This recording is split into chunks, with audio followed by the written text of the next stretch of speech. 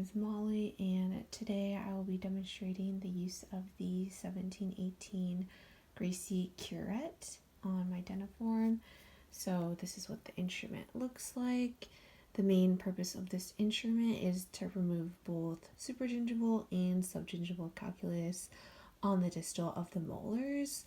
So you can see here from the cross section, it has a rounded toe, so that allows for safe subgingival insertion, and also has an offset blade.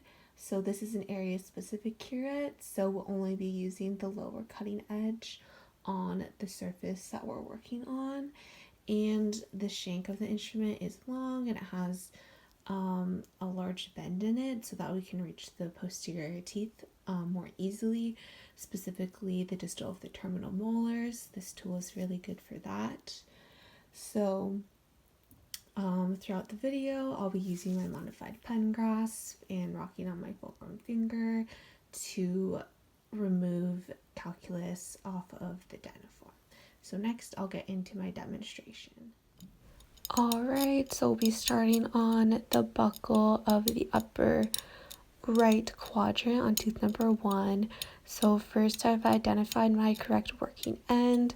So I'm using the lower cutting edge, the correct cutting edge. So I identified that because the V of the instrument of the terminal shank is angled towards the distal of the tooth, or also the instrument goes up and over the tooth. So I've inserted my instrument at 0 degrees and then established my correct working angle. So that would be 70 to 80 degrees. But since the blade is already offset, we'll just keep it parallel to the surface that we're working on. And I'm using an extraoral fulcrum to use short controlled strokes. And now since I've switched to the lingual of the upper right, I've changed the working end that I'm using so that the V is still pointed towards the distal. And just activating with lateral pressure to use an activation stroke when I feel calculus so that I can remove that rocking on the fulcrum, or the extraoral fulcrum in this case. And now moving on to the buccal on the upper left. So once again, identifying my correct working end, the V pointed towards the distal, and I want to insert at a 0 degree angle, and then establish my 70 to 80 degrees. Here, once I'm looking at the video, I could have stayed a little bit more parallel with my shank to have a little bit better adaptation. The goal is to use just the tip 1/3 of the instrument. So I think I could have done that a little bit better, specifically on tooth number 15. But I'm also using a mirror to use indirect vision on those teeth.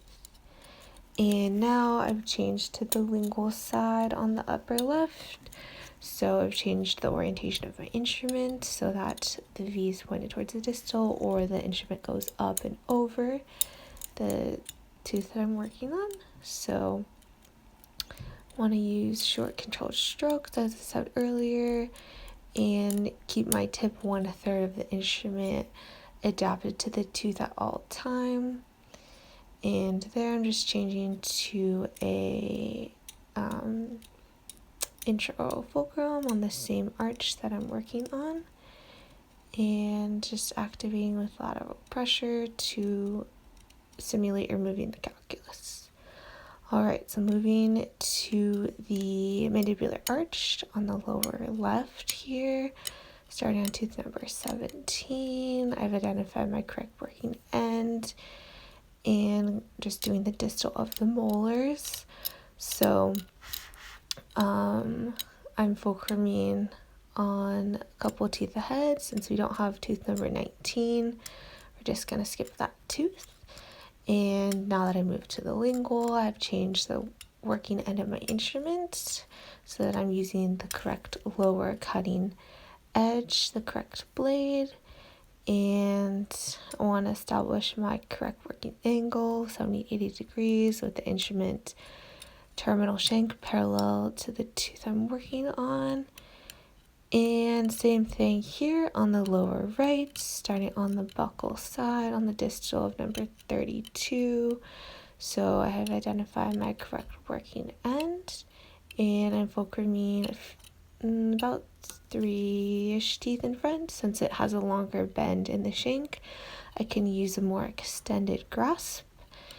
And I want to keep my tip 1/3 of the instrument adapted to the tooth at all times, so kind of rolling the instrument as I go more interproximal, just on the distal side though, so that I can keep adapted with my tip 1/3 of the instrument at all times.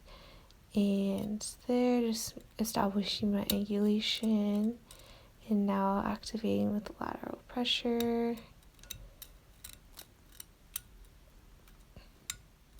And then finally, I'm doing the lingual of the lower right, so I've changed the orientation of my instrument so that I'm using the correct working end, the correct blade, and I want to keep that terminal shank parallel to the long axis of the tooth, keep that tip 1/3 of the instrument adapted, activate with lateral pressure, and use short controlled strokes, rocking on the fulcrum. Alright, so that was my video using the Gracey 1718 Curette on my deniform. Still working on my tip 1/3 adaptation and my controlled short strokes. So this is the last video of this quarter. So thank you very much for watching and have a great day.